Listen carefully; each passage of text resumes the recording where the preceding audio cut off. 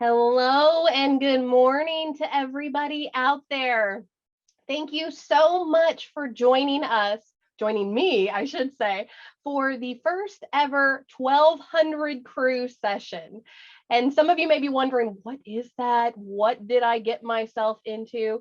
1200 crew is nothing more than just a group of folks who've decided to come together for 20 minutes every other week, and you choose. It doesn't have to be every other week, but you choose your sessions. Quick, focused, just powerful kind of lecture sessions to push you through the work week and just really kind of engage your mind. So it's a new thing that we've started here at Missouri Training Institute. Hi, my name's Brianna Larimer. I am a business trainer and consultant here with Missouri Training Institute. I've been with MTI just over 3 years now. It has been an absolute pleasure. And I'm so excited to be able to offer these new things like this 1200 crew to you all. And so my background is actually in journalism. However, it was such a blessing to find MTI, be able to pour back into the lives of each and every one of you. So we will be hosting these sessions every 2 weeks on Tuesdays. The times will vary. We're trying to kind of mix it up and give you all an opportunity to join when you can. You can find all of the opportunities for these 20-minute sessions on our website, mti.missouri.edu. All of the information to get registered is available on there. We're keeping them open for about 3 months out at a time, so check back frequently. But if you're not familiar with Missouri Training Institute, this is what we do. We are passionate about pouring into the lives of others. And I'm just really excited to be here today talking about a topic that is so prominent. It was really big in 2021. As we all know, we went through a major life change in 2020. And so this new idea of well-being, a place of well-being. It's really interesting. It's an interesting concept when we think about it. I'd be curious to hear what your thoughts are. If you want to type in the chat for me, when you think of well-being, what does that mean to you? Go ahead and type your responses in the chat. But when I think about this idea of well-being, a lot of times we get it confused. We consider well-being kind of an element of wellness. And when we think of wellness, we think about, being healthy, right? Having that healthy lifestyle, making changes that would allow us to be able to really just pour into other people's lives and give back and have the energy to do so. But well-being is actually a lot greater than that. And it's something that we often take for granted. Although I will tell you, a lot of research is coming out now that it's suggesting it is the most important factor to very particular group of people who make up half of the workforce now, our Gen Zers and our millennials. And so this isn't going to go away. And I want us to understand that, especially if you're a leader out there for an organization, I encourage you to take this idea of well-being with the utmost importance, because research has said, and this came from a Gallup article, that Gen Zers and millennials are now expecting workplaces to have a focus on well-being. And again, well-being and wellness, very different. All right. Well-being is going to really be that element of making sure that it encompasses every part of our life, that we're happy with where we're at in life. It's not just the element of wellness. And so when you create employee wellness programs, that's great. However, what is the accessibility, or what is the knowledge of those programs within an organization? And so one element of well-being is wellness. But this overall bigger picture, it really it encompasses a lot of different areas, and we're going to speak to that here in just a second. I want to let you know that as we continue on, this session is being recorded, so if you miss any part of it, or if you'd like to share it with others, we encourage you to do so. I'll send out the link to you once we conclude today. But I see some of those responses coming into the chat. Thank you all for sending those in. I'd like to go through a couple of them. Tina says, calm and balance with life. Finding some peace, says Jen. Happiness and peace with what you are handling or doing every day. Mandy says, overall self-care. Yeah, there's a lot of different definitions out there. All right, a lot of different definitions, but I want to go with the Gallup definition. All right, and the Gallup definition says this. If you're not familiar, Gallup research, they do a lot of studies with workforce development, a lot of information on strengths, if you've ever heard of Clifton Strengths. So they do these surveys on a yearly basis and come out with this gigantic report called the State of the Workforce Report. And very all encompassing. It talks about all the different areas and the things that we're seeing on a year to year basis. So I'd encourage you to go out there and take a look at that particular report. And actually, I'll send it with you in that email that I sent at the conclusion of this session. But their definition, all right, well-being encompasses all the things that are important to each of us, how we experience our lives. So you can imagine that's going to be very, very difficult, right, for maybe an employer to think, okay, how can I ensure everybody is in a good place of well-being? Because it's going to look different for everybody. And so there is an element of kind of your own natural ambitions to ensure that you're making this life of well-being, but I think that there are areas in which organizations can support them as well. And so I want to talk a little bit about each of these areas. And my challenge to you as we continue to go through the session is to consider, where are you at? All right, where are you at in all of these different, I'm going to call them dimensions of well-being?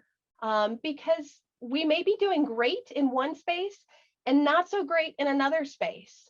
And I think that it's important for us to be really reflective and be authentic in really, how is that going for me? And if you don't know, maybe ask and garner some of that feedback from folks around you.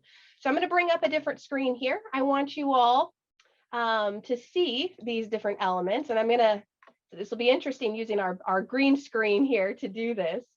So as you can see behind me, all right, there are 5 different, as we're going to call them, dimensions of well-being. All right, and when we consider this, I think that there's a couple other that I'll add to here at the end.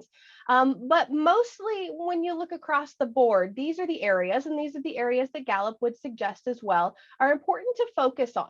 All right, important to really consider as we're thinking about our current state of well-being.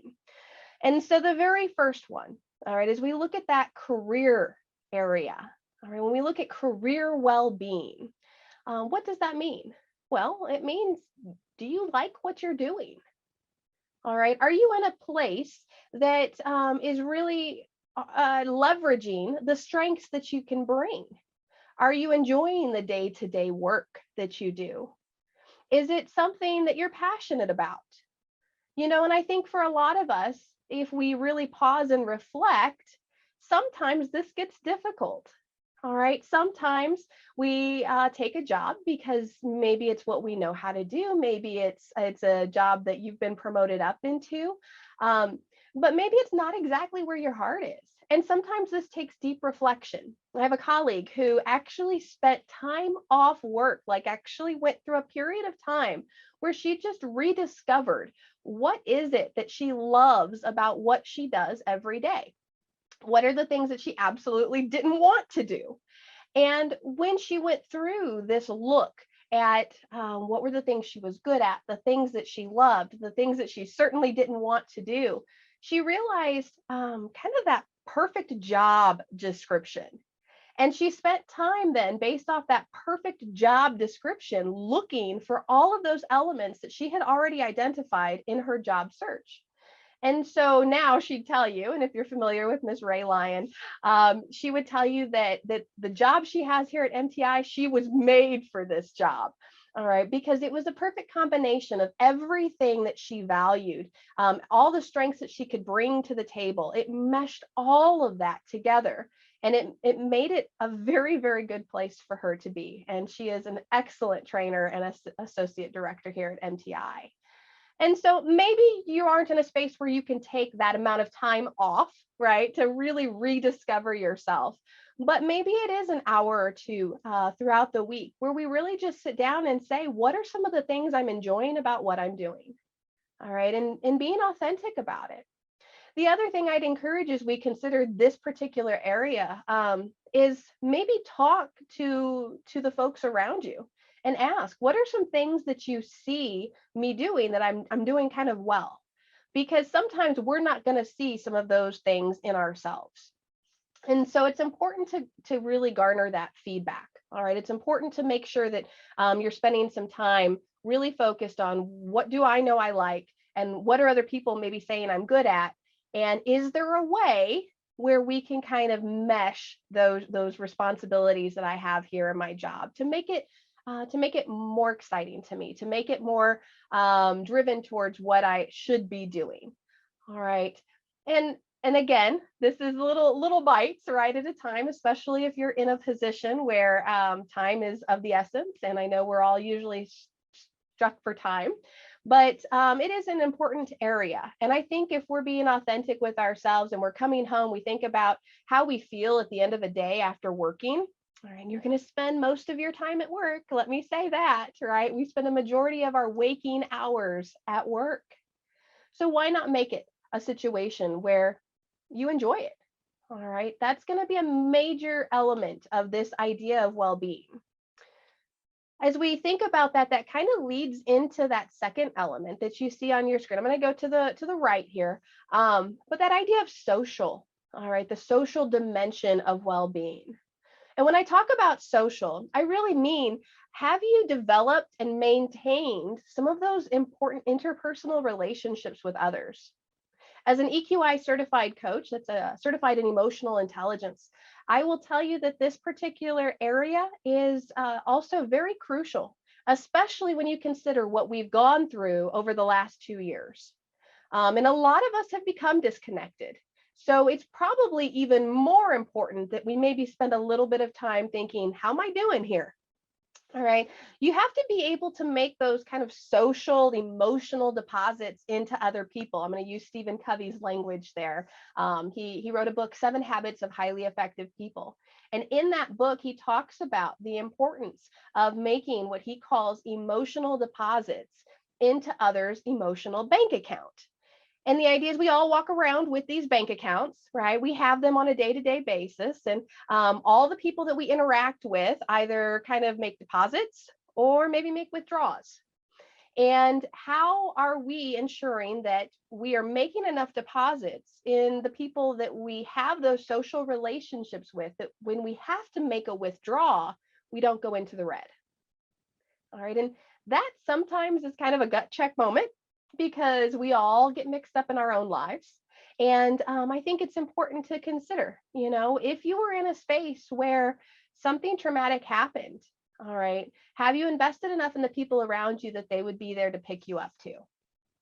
And, we have all, again, no fault of anyone's, but just given the current environment and the dynamics that we've seen over the last 2 years, this has gone to the wayside. I was actually in a training the other day where I heard someone tell me, like, I just don't care to be social anymore. I'm exhausted. All right, I got nothing left to give. And that's a tough place to be. All right, so I want to encourage you, give yourself some grace if you feel like you're in that place, and recognize that tomorrow's a new day. All right, so you may be depleted today, but how can we ensure that we're being intentional moving forward?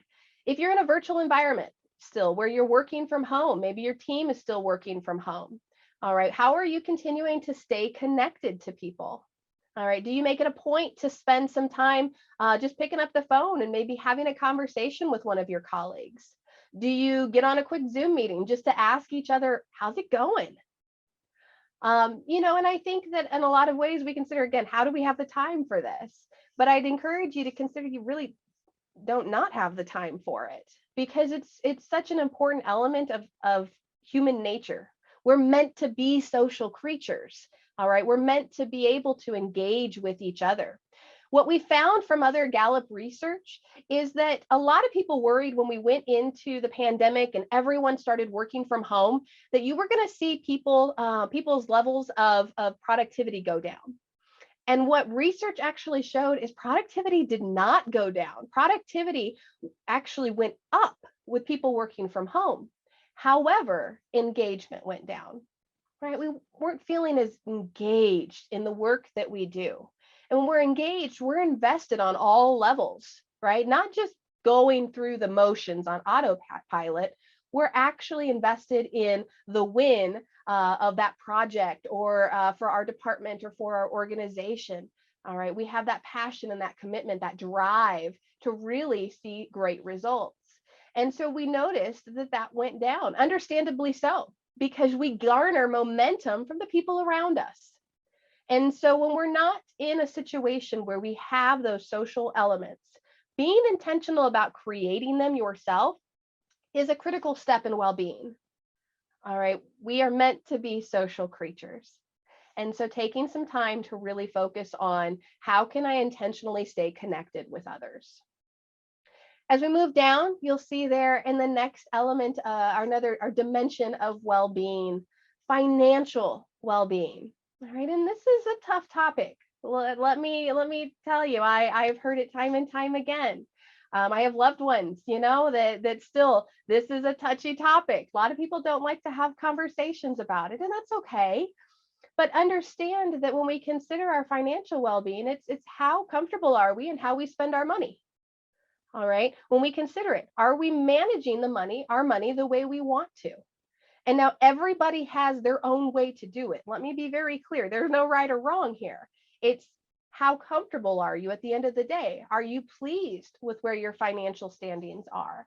If you're not, then taking a hard look at understanding maybe what is causing me to not be happy with where we're at here. What are some things that I need to change? On a personal note, a few years ago, actually before I got married, I spent some time with my soon-to-be husband going through the Dave Ramsey Financial Peace University program. And it was a phenomenal experience. It was an opportunity for me to really understand how easy it was to take control of the budget again. And I think for a control person, I like to have control over things. It made me feel like for the first time ever, I could move myself into this element of financial stability and feel comfortable with where we were at. It just took a little bit of understanding when it came to budgeting, and it came to recognizing, hey, I might be spending a little bit too much money on eating out. All right, we're on the go all the time. But taking that moment to really invest some learning into that area, because it wasn't an area I was confident in. And so I knew that it was an area that was critical to kind of where we were heading and where we wanted to go as a married couple. So we spent that time together. And like happy to say today that we're in a place where we're comfortable with how we manage our money. And so it doesn't have to be that for you. It's a different podcast that you listen to who gives financial advice. Maybe you go to a financial advisor. But whatever works in your arena, I would encourage you just to take that look. All right. Am I happy with where I'm at here? All right. Maybe it's a matter of financial stability in needing a job that pays a little bit higher. All right. So what's it going to take to get there? All right, what are going to be the things you need to do to get you from point A to point B? Are there skills that you need to skill up in? Nowadays, you can literally take any class you want to online, right? We're happy to offer a lot of professional development opportunities here at MTI as well. And so if it's an area that you're feeling a little unstable in, spend a little bit of time investing in it. And I want to pause for a second because I want to encourage you, as we've gone through these three dimensions, understand that when you take a look at your well-being, look at the dimension and look at the spaces that might make the most impact for you. All right. And that's going to be different from person to person. So what is going to make the most impact for you? And I think as we think about our own mental health, again, it's going to look different for everybody on this call today. But being able to keep up with the energy you need to sustain all of these dimensions and these areas of well-being is critical as well. All right. And what that requires is that we spend a little time in that physical dimension, that we spend a little bit of time taking care of ourselves, our health. And I think as we consider this, right, and a new year, new beginnings, really trying to get my fitness under control, All right. I want to encourage us not to start this habit or start a habit that we would set ourselves up for failure for. So when I talk about that habit idea a little bit, I want us to understand you've got to value something about this dimension of being physically, physically active. You've got to find something in it for you that's important. And so for me, I will say when I think about this has kind of changed my mindset this year, is this idea of having a healthy lifestyle so that I can fight illnesses. All right, that's so important, right? And how important is it right now in the last 2 years and everything we've gone through? So for me, taking a step back and recognizing, all right, it's not so much anymore about saying, oh, well, I need to cut 20 pounds.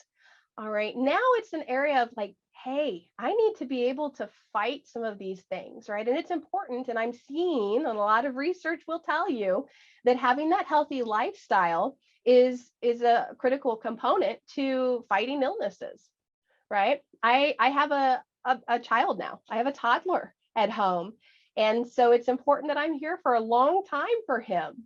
So it changes my mindset on how I look at this physical area. Whereas before, I might have just been inclined to say, oh, I know I need to cut 20 pounds, so I'm going to go to the gym. All right. And that had a negative connotation to it in my mind, right? Oh, because I'm overweight, I need to cut this weight. Where if I just kind of flip it and I change the paradigm in my head a little bit to, hey, it's so important to have a healthy lifestyle. All right, because I know I'd be able to fight illnesses better. All right, that changes it a little bit for me. So I encourage you to consider, all right, what is it for you that you value the most in this dimension, or in all of the dimensions for that matter, that truly will bring you into a space where you can appreciate that and find something about it that you enjoy. It doesn't have to be going to the gym. All right, maybe you take a walk every day, set your timer on your phone. We're doing 20 minutes right now. As soon as we get done, get up and take a walk around your office. All right, maybe it's taking the stairs. All right, maybe it is finding a group of friends that you walk the mall with. All right, do 15 minutes at a time. One of the things I got so caught up on when I thought about this health and wellness is, oh, well, I have to be able to put it all together at the same time. So I have to be able to commit 30 minutes a day at the gym. All right, as a new mom, not going to happen. Okay, I don't get 30 minutes alone time a lot of the time. And so how can I break it up throughout the day? How can I ensure that I'm still staying physically fit, right, for that healthy lifestyle that I want to value, and to really sustain the energy that I need to move forward and to ensure that I'm doing great in all of these other dimensions? So physical area, do you? Okay, but recognize that often we don't really see the light until we kind of feel the heat, right? It's that moment we get diagnosed with something. It's that moment when, the doctor says, hey, all right, this is a concern. And so my encouragement is let's not get to that point, because that's going to not feel good. All right. And we want to attach positive emotions to all of these dimensions, the things that's going to benefit us from these experiences. That's well-being. All right. As we conclude, I want to talk about that community element. All right. And the community element, or dimension, as I've been calling them. All right. That's critical as well. All right. Community. Do you like where you live? Do you like the nature of everything that's going on in around you? I'm very fortunate to say, living here in Columbia, Missouri, it's a pleasure. This is a great town, and there's a lot of great opportunities here. So I think as we all consider what makes us happy, maybe you like the mountains. All right. Maybe you like the desert. Maybe you like water. All right. And you like being able to look out and see some water. All right, maybe the opportunity isn't there yet, but is there a way that we can, start planning to save up to live in a community where we would be happy? And so whatever it is that's going to make you feel good and stay connected and kind of contribute to that element of social kind of responsibility within the community. All right, if it's not where you are now, figure out how to get where it needs to be. All right, figure out what will make you happy in that area. And I really want to kind of add on a couple more here at the end, because I want us to understand that there's a big element of mental components that go into this idea of well-being. And what I mean by that is when we consider what we're consuming. All right. And for me, I had to turn the news off. I'll be honest. All right. I had to turn the news off, being a former journalist, because sometimes it can really weigh heavy on me. All right. And sometimes it can really feel like there's nothing good out there going on. And so when you think about what it is for you and what you're consuming day in and day out, I like to say junk in, junk out. So if you're watching things, if you're playing video games, if you're doing things that just maybe aren't as proactive for your mindset, for having that positive mindset, then you're going to see the behaviors come out that correlate with that. Okay. So junk in, junk out. If you're associating with people who maybe are struggling with being positive about anything, all right, that's going to resonate with you, and that's going to then ripple out into you as well. So that mental component of balance is important. Think about what you're reading, what you're watching, what music you're listening to, and figure out, is it working for you? And if it's not, then what are some changes that you need to make to really boost up that mental component? You know, I know my grandma talks often about how she loves her crossword puzzles because it keeps her mind active. You know, so what are you doing to invest in that as well? How are you keeping your mind active? Clearly, you're all sitting on a session with me today. That's a great start. All right, how do we continue that momentum? And the other area, and I'll just touch briefly on it, is this concept of kind of spirituality. And let me be clear, when I say spirituality, I do not mean just organized religion. I mean, maybe for you, having that balanced sense of spirituality is being out in nature. All right. Are you taking time to go out on those walks? If you can't go out on the walks right now because you live somewhere cold, maybe you go to the nature center, all right, and walk around learning a little bit more about that, or go to the aquatic zone, you know, in Kansas City or St. Louis if you're here in Columbia. But understanding, how can you still invest into what it is that just kind of soothes your soul? Because if we're balanced in all of these areas, all right, we're going to see our sense of well-being heightened. We're going to see it truly play out in our lives and the lives around us, because we create a ripple effect. All right, that social element, we create the opportunities for other people to see, hey, I'm thriving in this area. All right, I'm doing well here. And so how can I now support other people in seeing and feeling what I'm seeing and feeling? All right, I encourage you, take some time, focus on your well-being. Take some time finding what it is to you that will make the most impact as we start off 2022. All right, and with it, I want to thank you all so much for joining us today for this session. I encourage you to visit mti.missouri.edu to find some other upcoming 20-minute sessions. If you all have any questions, if you have anything you'd like to add or some insights, or just continue the conversation with me, please reach out. You can reach me at mti@missouri.edu, or give us a call, 573-882-2860. And with that, I wish you all well, stay healthy, take care of each other.